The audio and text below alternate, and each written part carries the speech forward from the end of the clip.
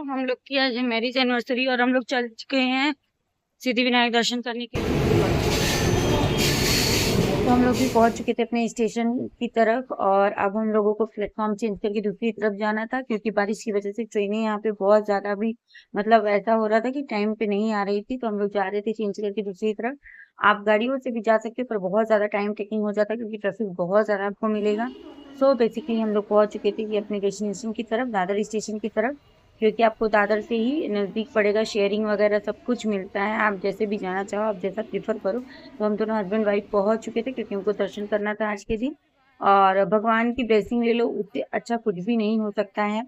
तो हम लोग भी पहुंच चुके थे और यहाँ पे भी क्यू लगती है, लाइन लगती है टैक्सी के लिए भी और भी चीजों के लिए। तो बेसिकली अभी हम लोग वेट कर रहे थे अपनी बारी का, और यहाँ पे लाइन में हम लोग भी खड़े थे टैक्सी के लिए। और यहाँ के जो टैक्सी चार्जेस होते हैं ना, वो भी फिक्स रहते हैं। तो आप कभी भी आओ तो आपको पूरे टैक्सी चार्जेस जो है कि इसी हिसाब से देने पड़ते हैं।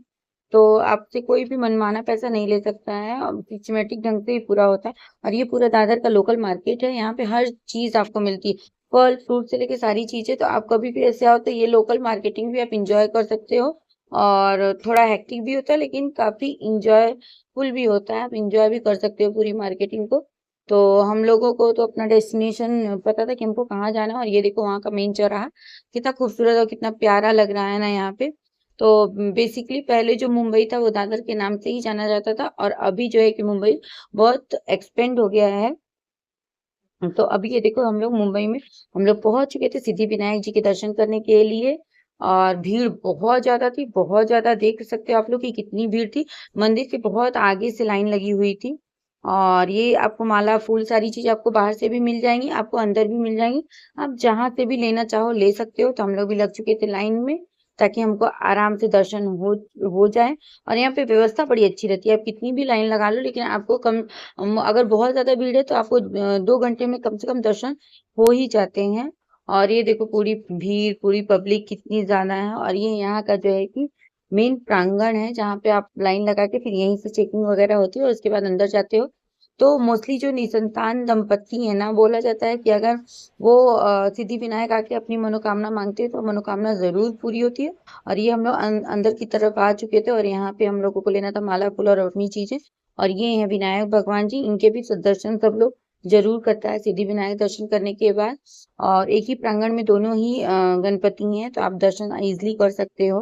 तो हम लोग तो पहले मुख दर्शन की लाइन में लगे थे, गलती से एक्चुअली लगे थे। तो हम लोग पहले पूरा दर्शन इधर से कर लिए थे, अपने को आइडिया ही नहीं था कि मतलब इधर से मुख दर्शन सिर्फ हो रहा है, छू के दर्शन नहीं मिलेगा। तो हम लोगों ने पहले एक बार इधर से लाइन लगा के दर्शन किया था। इधर भी अच्छी खासी भीड़ और गर्दी थी। तो ये देखो कितनी लंबी लाइन है ना, बहुत ज्यादा लंबी लाइन है। इधर से आपको गणपति जो सिद्धि विनायक भगवान है आपको दूर से देखने को मिलेंगे।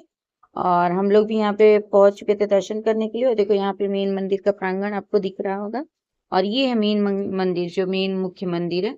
तो अभी हम लोग फिर वापस आके इनका दर्शन किया हम लोगों ने।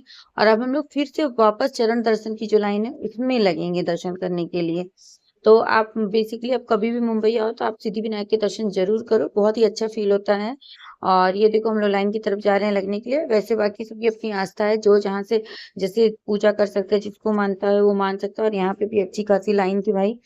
और देखो ये और अंदर भी सारी दुकानें, आप शॉप सारी हैं, आपको सारी चीजें मिल जाएंगी। और वहां पे रेट भी फिक्स रहता है, ऐसा कुछ आपको बार्गेनिंग वगैरह का कोई प्रॉब्लम नहीं होता है। और ये देखो मेरे पति परमेश्वर बेचारे वेट करते करते उनसे खड़ा ही नहीं हुआ जा रहा था। लेकिन हम लोगों को तो दर्शन करना ही करना था, तो वेट कर रहे थे हम लोगों को।